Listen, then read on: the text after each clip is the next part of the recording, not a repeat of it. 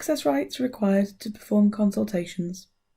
This video will cover the access rights needed, how to begin a consultation, and how to edit previously recorded consultations. Firstly, let's briefly go over access rights within System 1. Access rights are set for every System 1 profile to ensure that you can carry out the functions required for your role. These are typically set by your smart card, which is controlled by your RA manager. In this video, I'll be showing you the access rights on a profile which has not been matched to a smart card. As a system administrator, I can give and remove access rights for this person. Once a System 1 profile is matched to a smart card, however, you will have to speak to your RA team directly about amending or changing your access rights if required. This screen contains all the staff who have a System 1 profile to work at this organisation. System administrators can access this screen to manage these profiles. By selecting a staff member and using the Amend option, I can see the access rights granted to this user by opening the Local Access Rights tab. Now let's look specifically at the access rights needed to perform consultations.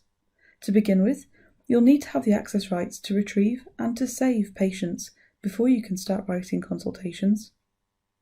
A useful one to have at this point is under the Appointments section, Consultations from Appointments. By having this access right, you will be able to begin consultations directly from the appointment screen.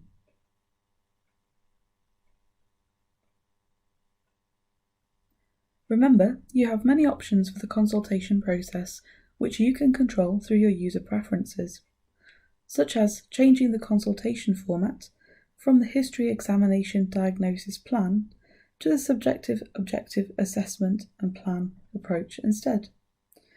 Or you can change your consultations by starting them from the complaint gathering stage, which gives you a large free text box for typing into beforehand.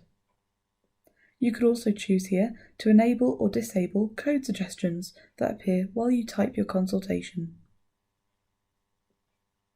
Just one last thing before you get started with your data entry. When looking at the journal, you may see an entry that you want to adjust or continue adding to from an earlier consultation. You can right-click on the consultation text and then Amend Notes to do this. But you can only do this if you have the access right of Amend Consultations on your profile.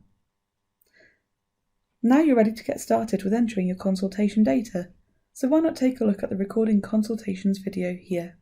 We hope you found this useful.